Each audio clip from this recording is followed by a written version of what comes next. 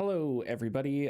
So I wanted to sit down and share some of my favorite pieces of games journalism from 2024. Some of them are documentaries, others are written pieces.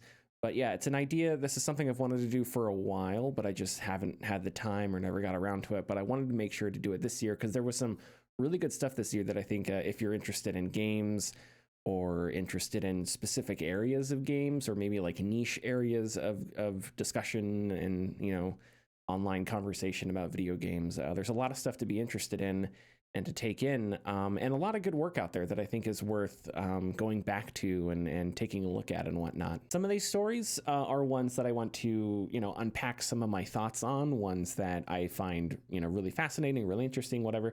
Others, no less interesting, but others I kind of just want to highlight and, say, hey, check this out. This is really good. And yeah, maybe if you haven't seen it before, like, hey, you should go check it out too. We're going to cover a lot of ground. And so I'm going to give summarizations of some of these stories and sort of my cliff notes on them. But I would highly recommend going and checking out the original stories yourself, just because there's going to be stuff that I'm not going to be able to talk about, a lot of details that are going to be lost. I think we'll be able to get to sort of the meat and potatoes of the stories and talk about their essence and sort of their most important points or most important qualities or whatever. But yeah, to really get sort of the full breadth of all of this stuff, especially once we get to like some of the Noclip documentaries, those are things that you really should watch for yourself to really get like to really be able to take in the entire intended experience of like what some of this stuff is. We're going to jump right in with Kenneth Shepard writing in Kotaku. The industry is divided on how to write romance in games. So there are two broad camps of in-game romances for video games. That may be a bit of a simplification, but I think for our discussion and for sort of understanding this stuff, it works when it comes to like, at least communication. But there's player sexual romances, so think Baldur's Gate 3 or Dragon Age 2. And this is where, your companions are romanceable by anyone. They don't have specific or like set, sexualities or anything like that. And then there's characters with defined sexualities. So think Cyberpunk 2077 or Dragon Age Inquisition, where companions, romanceable characters, they are straight or they are gay, and they're only going to romance certain main characters or whatever. This is a fascinating discussion, I think, for a few reasons. Firstly, it's just economic. Games are not made in a vacuum. Everything has a process and a cost behind it. Dragon Age 2 was player sexual because the game had a short development time. Shepard talks with David Gator, who I believe was the head writer for Dragon Age 2, probably did some other stuff. I don't remember his exact title. But anyway, talk with David Gator, and David Gator sort of said that, yeah, Dragon Age 2 was made in 18 months. They had like a year and a half to make it. So that put certain time constraints on things where they had to make decisions that, maybe not were totally creative decisions, but were just, economic decisions just to be able to ship the game on time. So it was more of a necessity than it may have been a creative decision, but it was an important one. But back to the two camps. So I think your player sexual experiences may make things more versatile, right? Maybe even more inclusive. You can put yourself in a game and you don't have to worry about, if this companion or that companion will turn you down. So it's like, no matter who you are as a person or, the person that you create in the game, which may be less important, that doesn't matter because it's open and whoever you want to be, you can be, and anybody's going to romance anybody else. And I think in some ways that makes, thinking about Baldur's Gate 3 specifically, that may make certain development processes easier.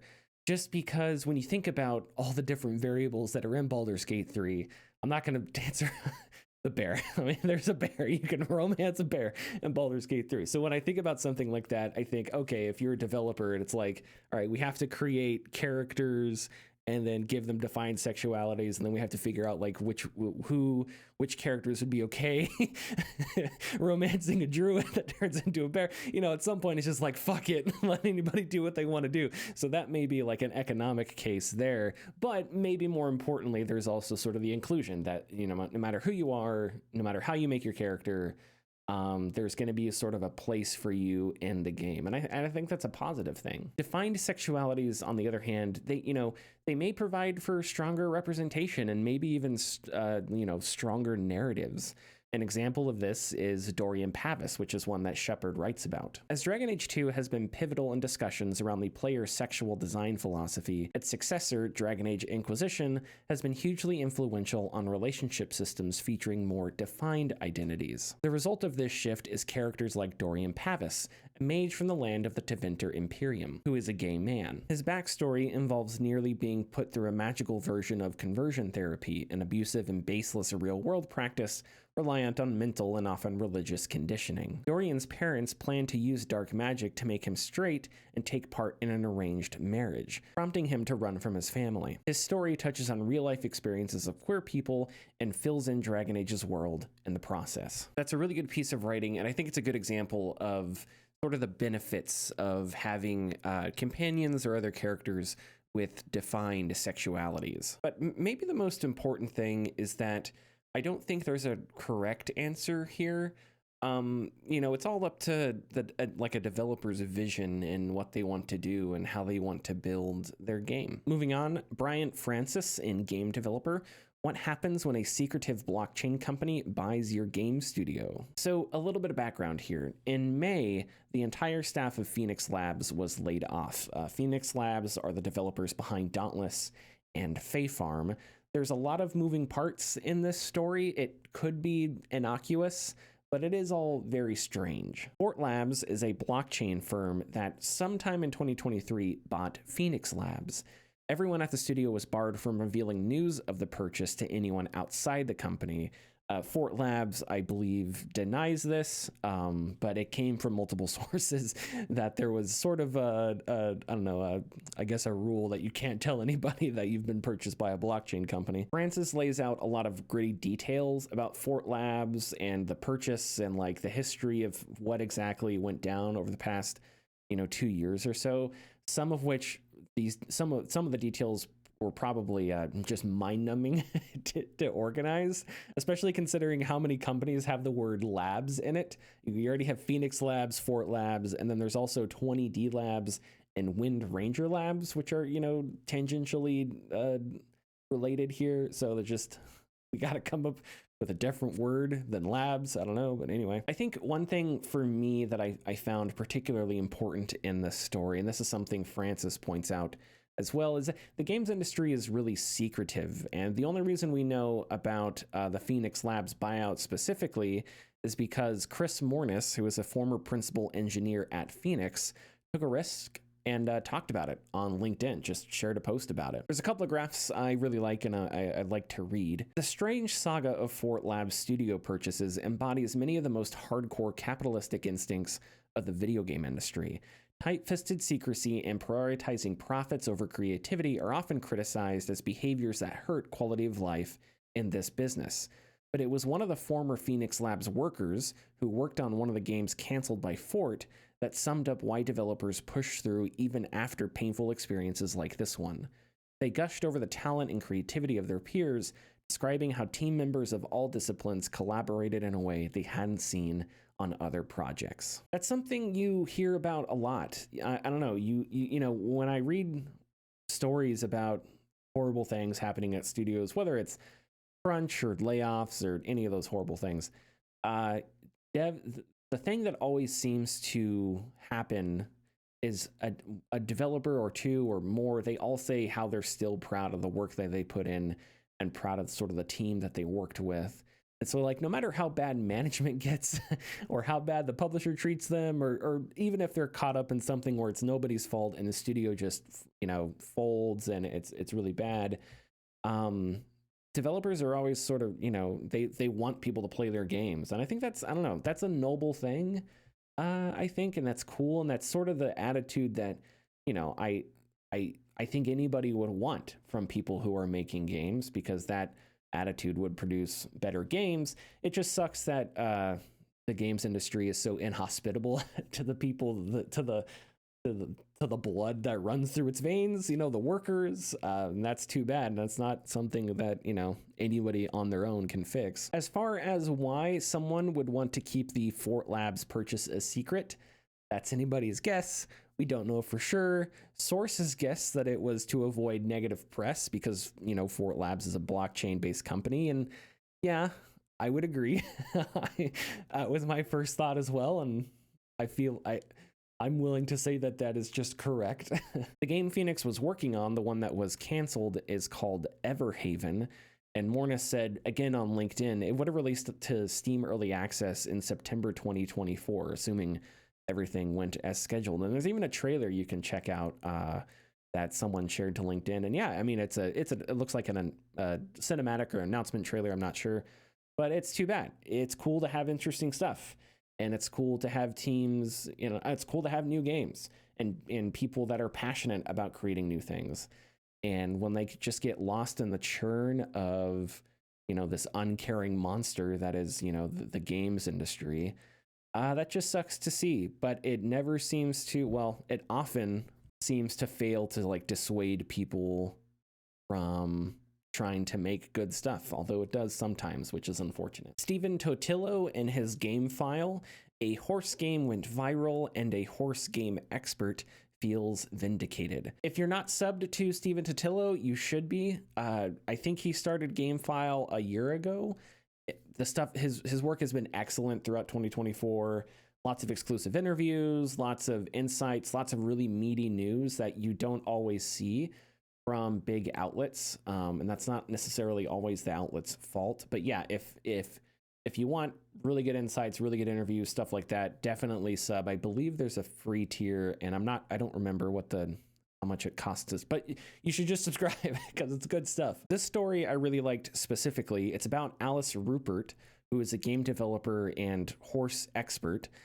She started the mainquest.com, where she writes about horses and how they're portrayed in video games, from how they walk to how they're taken care of to how assets portray a horse and how realistic it is and stuff like that. The vindication comes from the fact that she is a part of the team working on Windstorm, The Legend of Kimori, which is an upcoming adventure simulation game where you play as a courier in 13th century Mongolia, and you tame and train horses, and I guess you carry things. I'm not sure, but it looks cool. The game went viral and has generated some excitement, including from me. What I really like about this story is that it's somebody with a niche interest, a relative niche interest, but also an interest that I think isn't so niche or isn't so sort of foreign that there's no demand or interest at all. Rupert gave a talk at DevCom in 2024 where she talked about sort of this a cycle of like a self-fulfilling prophecy, where horse games, which are defined, I think she defines them as like kind of like ranch management type games that focus on horses. But basically, because there's a perception that there isn't a demand for those types of games, that leads to like, you know, not a whole lot of money, not, you know, or resources being spent on making those types of games, which then leads to bad games, which then leads to bad reviews and bad sales, which perpetuates this idea that this specific niche genre doesn't have people that are interested in it, when in reality it's more of a self-fulfilling prophecy. It's something where, you know, if more resources were spent or there was a little more infrastructure in place, there probably would be people who were interested in it. Maybe this is confirmation bias, but I think that that is true sort of across genres, just when it comes to video games.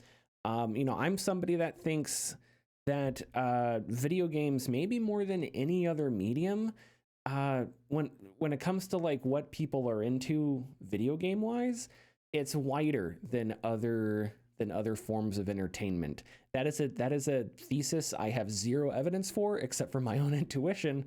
But yeah, like I definitely think there are people that would be down for a historical horse management game. Like, yeah, especially if one is good and you know, well developed and all that.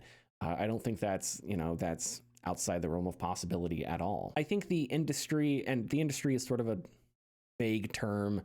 AAA industry is still vague, but more precise. But I think colloquially, you kind of know what I mean. The industry sort of underestimates what people may be interested in. And that in turn leads to its own self-fulfilling prophecy, or sort of the only type of game that studios will make or formulas that studios will use are ones that review okay, but the game isn't really good. So, you know, think Assassin's Creed or something like that. And so it's like, instead of taking chances and making an open world a bit different or doing things a bit out of the box or whatever, they tend to fall back on like formulas and ideas that they think are sort of market safe. But what the industry views as market safe, I think, is incorrect. And yeah, that goes back to risk averse publishers and risk averse investors and stuff like that. But their risk aversion is so great that it's like horse blinders. to continue this conversation, it's like horse blinders. It's almost like they are tricking themselves into thinking that those things are the only things that matter, when in reality there's a lot more stuff out there if you're just able to let it flourish and sort of give it the infrastructure and the resources that it needs. I don't know if I just want to make this clear. I don't know what horse blinders are for. I assume it's to like stop a horse from being scared of things. I don't know. So I may not. I probably shouldn't have used that metaphor. But anyway, like as an example, I think there's always been demand for horror games. But those have only like recently resurfaced at mass scale, at least at like AAA mass scale in recent years, with like the Resident Evil remakes or the Dead Space remake, Callisto Protocol. Some of these obviously haven't been very good games, but I think that we're seeing, like people, that's a genre that I think there's tons of demand for. It's just that demand wasn't being met, and the reason it wasn't being met, I think, was sort of illogical. One of my personal like niches is tactical shooters, old school Ghost Recon, R6, stuff like that. I totally think there's a demand for, big budget sort of tactical hardcore shooters, however you want to call them. I think Ubisoft could make a Ghost Recon more in line with indie games like Ground Branch. And I think people would be really excited for that. That does not mean that a Ubisoft, if Ubisoft made its own version of Ground Branch and it's grounded and realistic and tactical and all that, that doesn't mean it's going to be, it's going to sell 50 million copies. Yeah, niches are still niches, right? Like they have a market cap to them, but you can build a sustainable business atop those. So that's what I'm trying to say. Yes, you will not be able to make like Call of Duty numbers with a horse game or with a tactical shooter, but can you build sustainable numbers off of those? Can you build an actual business? Can you actually make money off of those things? Yes, but those sort of genres are neglected for reasons that I think most people would agree are dumb. Nathan Grayson, writing for Aftermath. AI NPCs have potential, but not the kind big video game companies want. Grayson wrote about his experience playing with AI NPCs at GDC. And as far as I know, the AI NPCs are essentially just sort of, your chat GPTs, but with sort of from an NPC. So it's like there's a layer of complexity there, but not much more than just, what a chatbot can kind of already do, or a chatbot with like certain parameters to fit a specific scenario or something like that. It's a really good story, and I think he does a good job keeping an open mind about the tech while being sort of honest and critical. Some of the ideas in his story are cool, but they're cool in like a, hey, this may be neat kind of way, and not so much in a way that like this could be extremely useful. And there's a lot up in the air that it's kind of hard to say with certainty, like how any of this would work or how exactly it would fit or anything like that. He opens his story talking about a demo that was kind of like War of the Worlds, where he tells NPCs around him to stay away from a tank because the tank is his, which is kind of funny. Just reading from the story, I continued to build out the narrative that I owned the tank with other NPCs while alien tentacles burst out of the ground and threatened to impale them. That was my 60-ton tank, I said, and nobody else was allowed to touch it. Unless, of course, they'd all form a little crew and help me move it. They failed to do so, but it was still fun having them effectively yes and my very stupid idea. For better and mostly worse, that pretty much sums up AI NPCs at the moment, no matter who's making them. Despite burrowing so deeply into the uncanny valley that they're sniffing at the Earth's core, there is something there. But it's decidedly not what tech titans, AAA execs, and some game developers want. AI NPCs look and sound like broken robots, and even if the procedural systems powering them eventually evolve, they will probably always behave like robots. I am not an expert when it comes to the tech behind generative AI or large language models or anything like that. I do think it's important to point out that generative AI is a tool. I'm sure there are ways to use it that it's not annoying and it's not, obnoxious or anything like that. Is it going to make us all immortal or whatever, like Sam Altman believes in? Probably no. I'm going to say no. I'm going to be comfortable with my own knowledge of AI to just say no for that. But yeah, the idea of asking a random NPC if they know what's going on or whatever is neat. But is it a necessity? Is it a need? Is it something that games already have in one way or the other? Like have to an extent that is effective for whatever.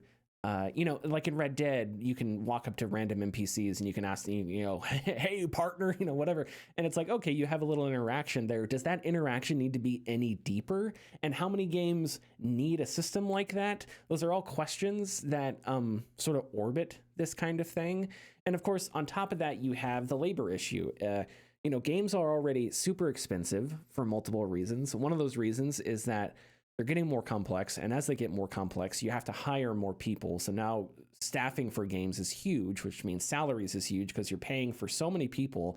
So if you were to tack on this other discipline where it's like, okay, now we need a department that works on the generative AI, you're walking around Night City or whatever, and there's a dude that, you can talk with, like there's one department working on that guy.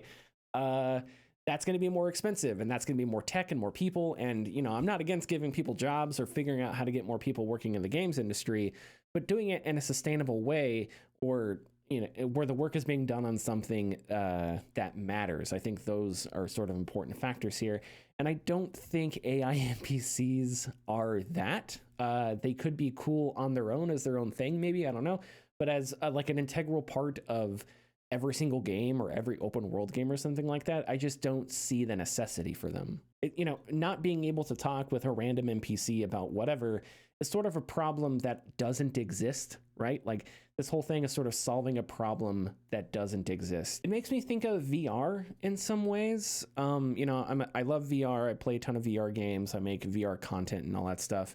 And I think, as a medium, as a piece of hardware, VR can deliver games and gameplay that cannot exist if you're playing on a flat screen. There are experiences that just won't translate. I don't think I have heard people talk about VR as if it is the future of gaming. I have never felt that way. I disagree. I think it is part of the future, but it is not going to replace, like a VR headset is not going to replace gaming in totality or anything like that. I think that's false. But sort of my larger point here is that to me, VR is worth investing because it does bring something new, that like a new branch that we can build off of and create and be inventive from. AI NPCs, I just don't see it that way. I don't think it adds a whole lot. It's more of a gimmick and less of a new paradigm or something like that, besides all like the labor questions.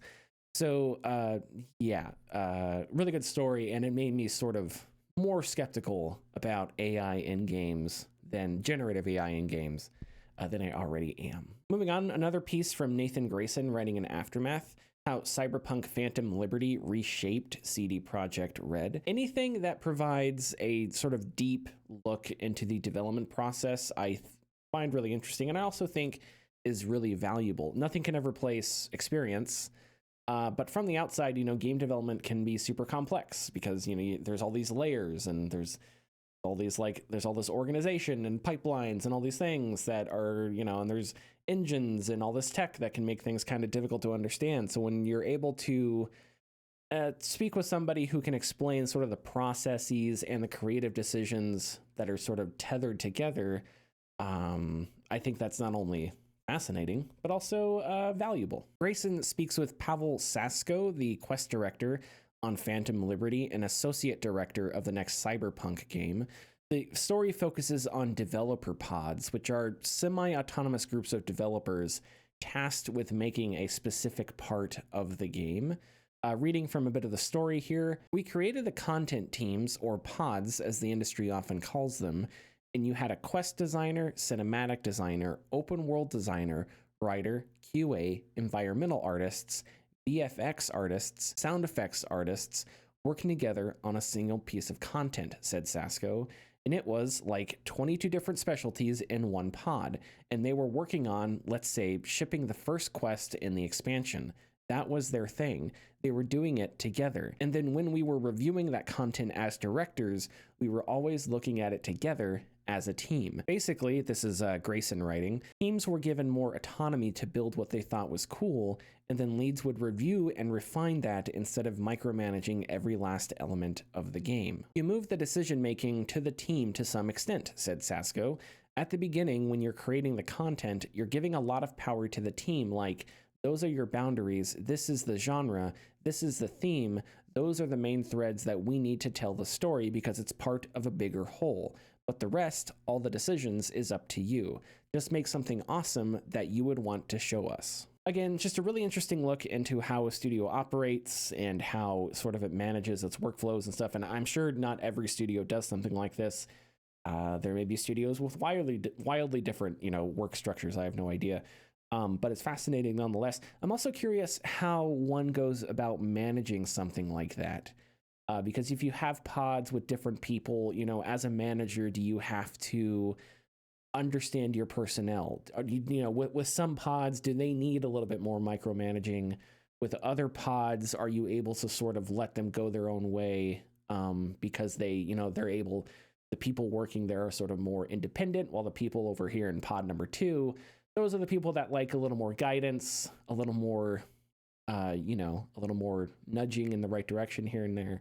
I think that could be an interesting discussion about how to manage teams and stuff like that. And I guess that would just be, that exists outside video games, that exists in all kinds of walks of life. John Walker writing in Kotaku, Star Wars Outlaws is a crappy masterpiece. This is an opinion piece. It's not very long, but Walker puts words to something that I have felt for a long time, and I loved how he wrote it, so I want to share it. So in the story, Walker is looking at a wall in Star Wars Outlaws, and he kind of has this this like universe-sized epiphany. It was a perfect wall. It absolutely captured the late 70s sci-fi aesthetic of dark gray cladding broken up by utilitarian gray panels covered in dull blinking lights. And I stopped to think about how much work must have gone into that wall. Looking elsewhere on the screen, I was then overwhelmed. This wall was the most bland thing in a vast hangar, where TIE fighters hung from the ceiling, stormtroopers wandered in groups below, and even the little white sign with the yellow arrow looked like it was a decade old, meticulously crafted to fit into this universe. I felt sheer astonishment at the achievement of this. Ubisoft, via multiple studios across the whole world, and the work of thousands of deeply talented people, had built this impossibly perfect area for one momentary scene that I was intended to run straight past. Except I ran past it 3 times because the AI kept fucking up and I was restarted at a checkpoint right before that gray wall over and over. I'm struggling to capture the dissonance of this moment, this sense of absolute awe, almost unbelieving admiration that it's even possible to build games at this scale and at this detail, slapped hard around the face by the bewildering bad decisions that take place within it all. In 2024, we have reached the most deeply peculiar place, where AAA games are feats that humanity would have once recognized as literal wonders, and yet play with the same irritating and tedious repetition we saw in the 90s. This contrast, this dissonance, is absolutely fascinating. And yeah, it is absolutely fascinating, and I think it's something that is this discussion.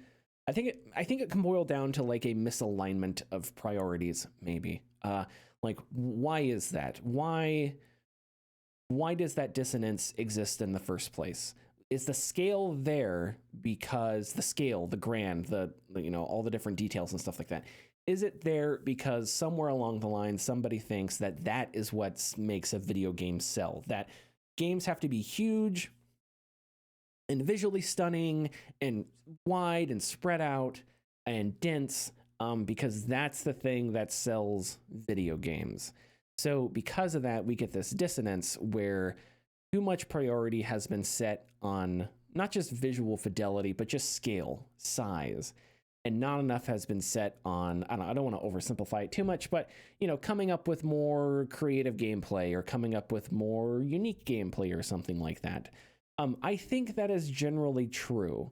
I think the issue is complex and it is not a one-sided thing. I think I think there are plenty of games that we could point at that even in the last 10 years that have innovated or done new things or maybe skipped out on some of the scale and some of the grandiose, whatever, in favor of more like deeper systems or whatever. I've been playing Star Wars Outlaws. I've been hopping in and out of it. And yeah, that dissonance is definitely there.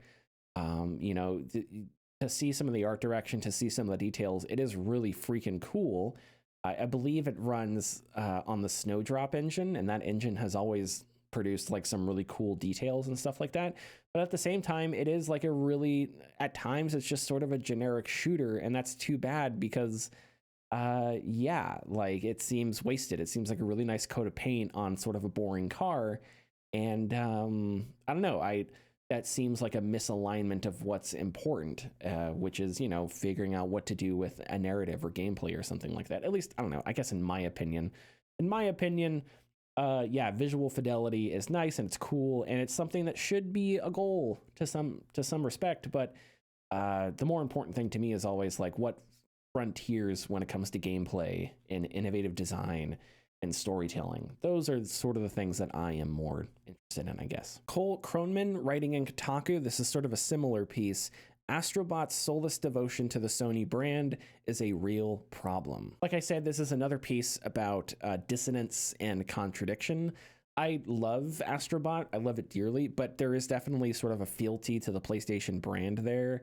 I think it's undeniable. You can't say that it's not there. And there is something to be said about, a game celebrating so many PlayStation franchises that aren't around anymore or aren't being made or aren't supported or whatever. And I've struggled to organize and sort of figure out my thoughts with that. But it's something that's worth talking about, and this is what Kronman gets to. In a just world, Astrobot's reception would lead to more games as inventive and iconoclastic as the ones it's referencing. The levels based on Ape Escape and Loco Roco are especially great, and though they still bear more than a whiff of corpo stank, it's hard to ignore how aggressively toyetic the whole dress-up-as-your-favorite character conceit is. There's genuine mechanical interest and investment in what those games are doing. It's an assertive, albeit small reminder that, simply put, weird stuff owns. On the other hand, it's possible, and worrying likely, that Astrobot will be taken as another win for IP-first art-by-committee video games. Its critical and commercial success attributed not to its savviness nor its economical scope, but its willingness to play to expectations. Risk-taking in this era of protracted development cycles, inflated budgets, and constant mass layoffs is not usually the operative mode of publishers like Sony. There are good games coming out of the first-party space, sure, but how many can really be called meaningfully subversive or formally audacious? When was the last time Sony put out something that actually looked and felt new? Astrobot, it pains me to say, does not qualify. For all its competence, for all its spirit, I've played it before. The game is largely a compilation of Super Mario Sunshine and Super Mario Galaxy's greatest hits, with a smattering of truly distinct ideas. The shrinking power-up, which only appears in one level, is good enough to carry a whole game. The stopwatch isn't far behind. Novelty certainly isn't a prerequisite for quality, far from it. It's partially because of its established format that Astrobot is able to hone in so acutely on the fundamental joys of 3D platforming design. But if we're going to continue having conversations about what first-party publishers could be doing to nurture artistry in video games, we need to resist equating polish with innovation. I really liked the last part of that paragraph specifically, not equating polish with innovation. I thought that was good. But that the paragraph in its total, I think he's absolutely right. I also disagree with parts, so I'm not even sure where I stand. It's a good piece of writing, but there are certain things I disagree with and certain things that I agree with. And it's funny that Astrobot poses so many, a game like Astrobot, which is just this fun, joyful, sort of carefree platformer, can spur so much introspection and like tough discussion when it comes to art and pop culture and consumerism and stuff like that. When it comes to Sony making something that is subversive or formally audacious, I do think he's correct. I think Death Stranding is something that, you know, obviously has a lot of issues with it, but it was way out of left field and it was really different. And that was the thing that I liked about Death Stranding the most, was just how it really kind of tried to do something different. It didn't always succeed. Trust me, it was self-indulgent. I agree with all the criticisms of Death Stranding. But, you know, for all its criticisms, it also did stuff that, you know, I don't know, no other open world, like AAA open world action game has done or has done since. And probably no one will do it until Death Stranding 2, whatever the hell that's going to be about. PlayStation has taken some interesting risks. You know, I think about PSVR 2, which I love the headset. I think it has a ton of potential. I think the controllers are awesome. But yeah, its support has been less than stellar. And that's too bad, because I think there's space in the VR market for another player, somebody other than, you know, Meta to come in and help out. But, you know, I guess to Sony, the market just isn't there. But that's the thing. That gets back to our discussion about horse games. It's like, is the demand not there, or is it a self-fulfilling prophecy where because no one is willing to try out anything, then it becomes, okay, well, nothing's there. When in reality, something may be there, but no one's, you know, trying it. You know, it's the chicken or the egg thing. And in that analogy, I often think that there is demand. There's just not a willingness from publishers to try anything new. But to get back on point, I do think Kronman is essentially correct in that, yes, a lot of PlayStation exclusives from the past, you know, maybe Last of Us 2, that maybe you could, you know, count that as formerly audacious just because it was so sprawling and it had such a complex, like meaty story, and it touched on some really heavy topics and stuff like that. But other than that, yeah, like Ghost of Tsushima, the Horizon games, you know, these are not games that were sort of mechanically inventive. They were good. They were technically good. You know, giant robots are awesome. The combat in Ghost of Tsushima is great. But did they, you know, I think there is more that they took from other games than they invented themselves, if that makes sense. And I don't think that's wrong. Back on the Astrobot point, which is the entire reason we're talking about this. There's a lot I love about Astrobot. The level design, I think, is perfect. Every level is crafted to perfection. It's tightly paced. Nothing goes on too long. Nothing goes on too short. And all that really complements the gameplay, because the gameplay is just deep enough that the gameplay is the time you spend with some of these mechanics sort of equates how deep the mechanics are, if that makes sense, right? So you're not spending 10 hours with the slow down time mechanic, because how much can you do with the slow down time mechanic in 10 hours? I'm sure there's more you can do with it, but like, it's better as a smaller piece of a game than one of the pillars of a game. And that's kind of what Astrobot did. Astrobot did all these little tiny mechanics that they sort of sprinkled throughout the game. So instead of focusing on one for multiple long hours, you get it in little, you know, bite-sized pieces. And that's perfect. But I also think that corpo stake in Astrobot is real. You know, is it full of member berries? Yes. But so how do we, is there a distinction then? Is there a distinction between sort of the, here is your product, here is your Sony product, enjoy your Sony product, and sort of a real love and affection and reverence for a history of video games, a history of game consoles, and, you know, all that stuff? Like, is there a distinction there?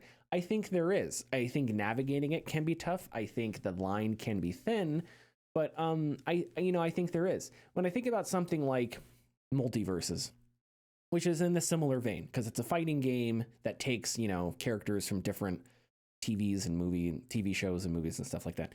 I think in Multiverses feels cynical. There isn't a level of sincerity.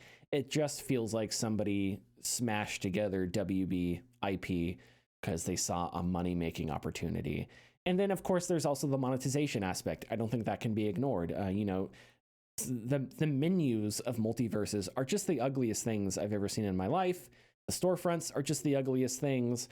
Trying to like sell new skins for different, all that stuff, I think is just ugly and unnecessary. You know, and also, how many WB fans are there? You know, I don't know. People are like a fan of movies that have been distributed by WB or whatever, but it's not. I'm sure there are like a couple people, maybe 12 or something. I don't know. I'm sure there are. WB is just a brand name that doesn't mean much. PlayStation has more of a meaning to it. It is still like a meaningless company that has like corpos that, you know, are horrible people and stuff. But it is a brand that has more of like a cultural meaning underneath it. So maybe that's a distinction there. But I think maybe the main thing is that Astrobot has a sincerity about it. Astrobot really does care about the stuff it throws out there. And not just because it has Easter eggs and stuff, but I just feel like the way it treats certain things, how much enthusiasm it shows toward different, you know, all the different characters and stuff like that. It is definitely toyetic, but that sincerity, I think, does set it apart from being sort of a cynical, here's your Sony product type of experience. I think a good point of comparison for multiverses would be Super Smash Bros. You know, the multiverses already is sort of modeled after Super Smash Bros. But Super Smash Bros. 1, it's older, so, you know, it goes back more than 5 years. It goes back, you know, more than 20 years. But there is a sincerity in Super Smash Bros. A real love for the characters and stuff like that, how they're treated. Obviously, the monetization is different, which I do think is part of the equation. But yeah, I mean, is there a little bit of like, here's your brand, here's the product you like, here's thing you recognize in Smash Bros? Yeah, you know, like the Snake is in Smash Bros. He's not a Nintendo character. Well, maybe outside Twin Snakes, but that one doesn't count. But you know, so I do think there's a little bit of that, and that's undeniable. There's a little bit of that in Astrobot as well. But I think that the sincerity, the real love for stuff, outweighs sort of the corpo stank in Astrobot. And if anything, it's more vehement and severe, and it is light years more severe in multiverses. You know, in Astrobot, there's a Mr. Mosquito reference, which, like, you're not referencing Mr. Mosquito because you're getting ready to revamp the Mosquitoverse. That's not happening. So like whatever dude was like, hey, I want to put Mr. Mosquito in, like, that's just a nerd. That's just a nerd that like played it when he was a kid and he liked it. I never played Mr. Mosquito. I wanted to when I was a kid. I don't know why. I just thought it was cool, but I never got around to it. So I should probably emulate it legally. Moving on, Jason Schreier's Play Nice, his book about Blizzard's history and how Blizzard's moving into the future, is extremely good. If you're interested in Blizzard or interested in games in general, I would highly recommend checking it out. There's a lot of history there. There's a lot of stories about specific games that really gets into the nitty gritty of like how things went down at Blizzard. And then it does sort of get up to the Blizzard cultural fallout a couple of years ago and what happened there. And then the how Xbox swooped in to purchase the company, Activision Blizzard, and all that. So it's a really, again, nuanced and broad perspective on the company, some of which the issues are sort of black and white. Other times the issues are less black and white, which makes exploring them and trying to figure them out or discussing them fascinating and really interesting. I reviewed the book, so go check that out if you want to know more of my thoughts on it. But yeah, if you're interested at all, I would highly recommend it. Alyssa Mercante and Kotaku, Sweet Baby Inc. doesn't do what some gamers think it does. This is a really solid piece of reporting that sort of satisfies a simple question. Who is Sweet Baby and why did they suddenly get famous? Cultural war stuff is like not my thing. Life's too short to be angry all the time. You know, I'd rather talk about video games and why I dislike or why I like video games or whatever. But reporting on it is important, and reporting on Sweet Baby is also important. I don't have a whole lot to say on it, except, yeah, you should read through it if you haven't. When it comes to like other culture war-y stuff that happened this year, there's a good video by Shaun that breaks down the Stellar Blade thing situation. I'm not sure what to call it. Does a great job sort of unpacking the backlash and whatnot to what went down with Stellar Blade. I'd recommend watching that as well. Both pieces really good. Shaun's video was just something I thought of. That's not really journalism, I guess. That's more, I don't know. But Mercante's piece is really good, and you should check it out. People Make Games put out a video, The Games Industry Must Not Stay Silent on Palestine. This video came out actually late 2023, and I was going to talk about it I was going to make this video and talk about it last year, but I didn't get to it. And it's something that's important, so I wanted to include it this year. It's a really good video covering the genocide in Gaza. It's tough to watch. I've watched it a couple times, and I've just sort of had to minimize it and listen to it, just because seeing some of the footage obviously is incredibly heartbreaking. Timur Hussein is sort of the video's host, a former GameSpot employee, and I think he works with Giant Bomb now, but he sort of takes you through the whole thing. And then Rami Ismail is also interviewed about the situation there, and also the games industry's reaction to the war in Gaza. One of the people interviewed is Rashid Abuwaida, who is a game developer from the West Bank. He's making Dreams on a Pillow, which he describes as a pseudo 3D stealth adventure game set during the ethnic cleansing of the 1948 Nakba. It recently reached its crowdfunding goal, so good for them. Some of the concept art for Dreams on a Pillow is absolutely gorgeous. Yeah, and I'll be following its development, and you should check it out too if you're interested. Moving on, every 5 minutes, Noclip puts out some incredible documentary that is absolutely fascinating. Like People Make Games, if you're interested in games but not subbed to Noclip, you really should be. We're going to talk about two of them here. The first one, Embracing Chaos, which is follows a documentary following Heart Machine Games and the development of Hyperlight Breaker, which is the follow-up to Hyperlight Drifter. To hear devs talk about like game development in a post-mortem or something is one thing, but I think what O'Dwyer does, what the team at Noclip does so well, is that they capture those decisions in the moment. So it's like, you know, a post-mortem is one thing because you can look back on decisions you made, and it's a post-mortem, so you can analyze, you can think about, why did I make this decision? What were the tools? What did I learn? And all that kind of stuff. But in the moment, you don't have that. You don't have hindsight. So when you're watching these clips and these scenes where they are making something and they are making future decisions about their games, and they are at those crossroads of these major decisions, that's just, I mean, you almost can't turn away. You know, in those moments, you can see the weight of those decisions, the stress, but also the passion and like how badly they want to get it right, how badly they want all these cool ideas they have to work. And yeah, it's enthralling. It's gripping. It's also humanizing. You know, I think maybe partially due to how complex game development is. But, you know, we often forget that people do make games, and they go through a lot of stuff, and it's really difficult, and it just makes you root for them. It just makes you want every game to be successful. And yeah, I do think that we often take it for granted how amazing and difficult the game development process is, and how talented the people are that do it. One thing I've always been interested in with Noclip is how O'Dwyer and the rest of the team sort of manage their relationships, because you're documenting people. You know, your job is to observe and record and pry, ask questions to learn something, to get to a truth, you know. And how do you not root for people in that context? And I guess that's something that's probably true about documentary or any kind of reporting where you get really close to people over time. But yeah, doubly so for this, because this process has been, this docuseries has been going on for a few years. And yeah, at the end of it, how do you not just want to do whatever you can to help out to make their game a successful thing? I think that's difficult. You know, seeking truth can be painful and it can be uncomfortable. So it's like, how do you balance that with your sort of human need to support somebody that you see needs supporting? That's an element of journalism that I think is incredibly tricky to nail down. Yeah, and I don't envy the position that they're in. A specific part I really found interesting in the latest documentary is when they met with Sony people. I believe it was at GDC. They had a meeting with Sony people, and it was vague on what specifically the meeting was for. But I really want so badly to know the context of the meeting and like who these people are, what their job at Sony is. Are they gatekeepers? Are they tastemakers?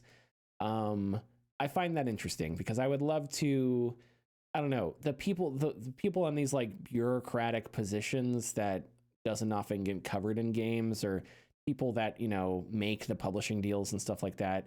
Not that this is a publishing, I don't know the context of the meeting, but just the people in those positions, those positions of bureaucracy that sort of wheel that oil the wheels to get things going.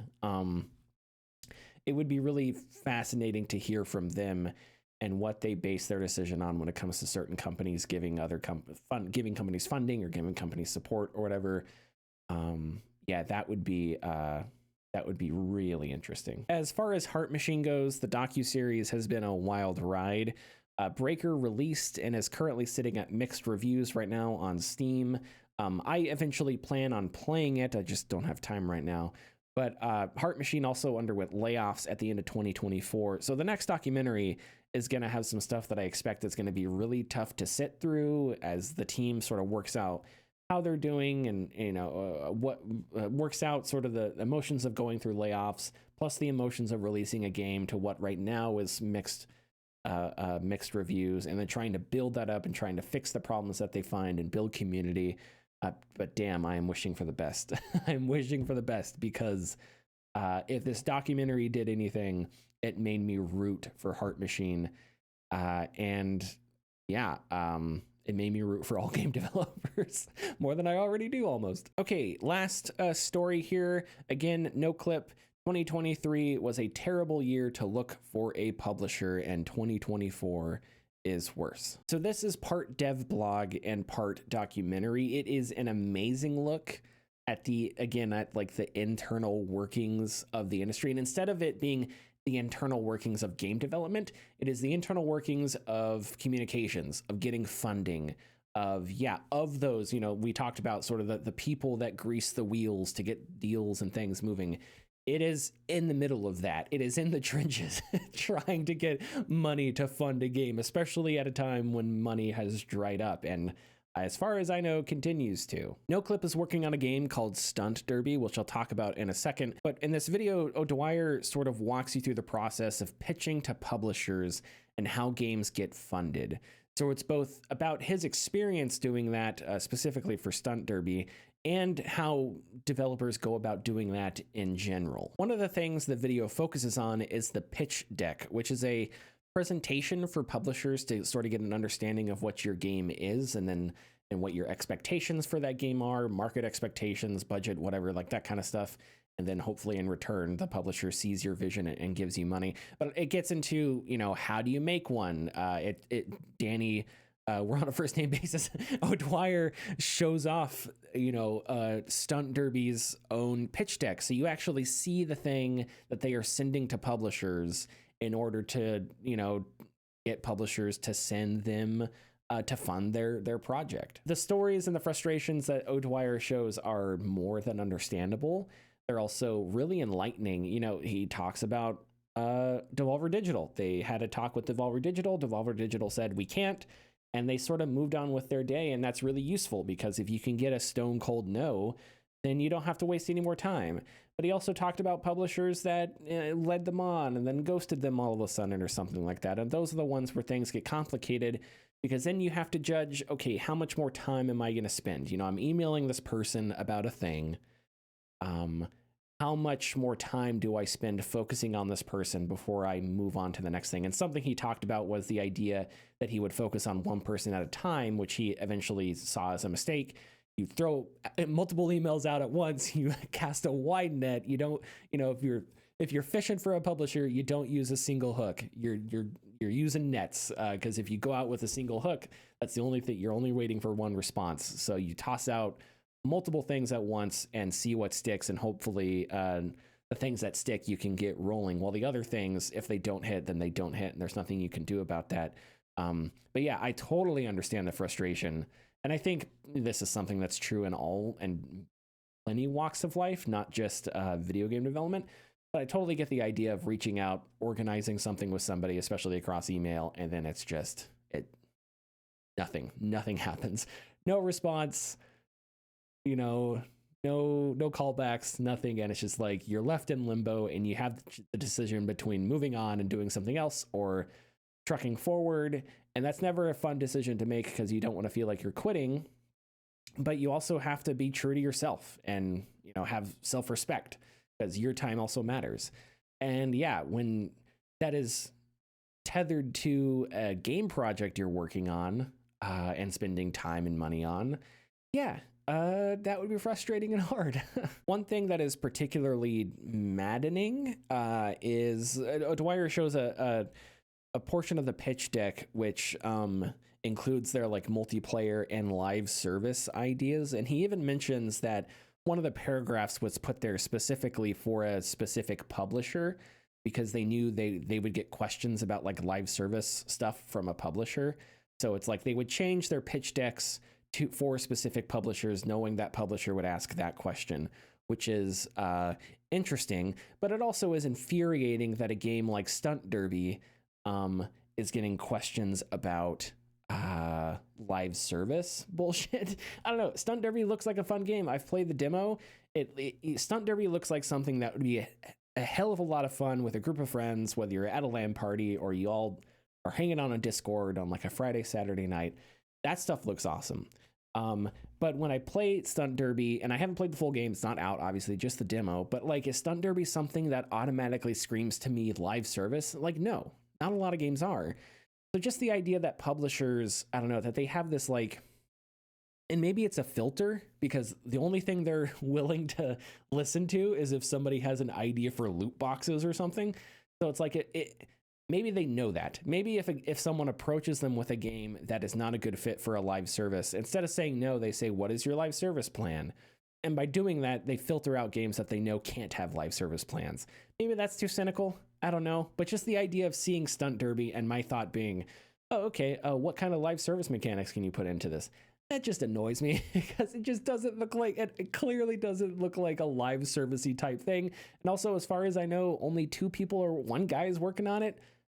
Two maybe. So it's not like a game that has a team that can do live ops and stuff. I don't know. I'm rambling now, but yeah, I think O'Dwyer has to play his cards safe here because he wants to be honest and he wants to be upfront about his experience with publishers. He also doesn't want to piss publishers off, I would assume. So he is towing a line. So I will say things that maybe O'Dwyer couldn't, which is some of these publishers are fucking babies. if they're whining about why doesn't your game have live service in it when it's a fun like race car game that looks like it could be a ton of fun with a group of friends or something. Get over it. Not every game needs live service stuff. Jeez. Anyway, that's all I have for you for now. Thank you so much for watching. I do plan on doing this in a year and collecting more stories and stuff as I see them. If you're interested in supporting us, you can go to patreon.com/thegamingdiscourse and support us $247 $10. You get access to our Discord server, stuff like that. I want to try and share more stories that I read and docs that I watch and stuff like that, because all of this stuff is fascinating and we need to, games journalism needs all the support it can get because it is important and it is, something that is in a really tricky situation right now. But I think there's a lot of people like horse games. I think there is a demand for it. So it's just finding the audience. So yeah, remember to check them out. All links in the description, and we'll see you next time.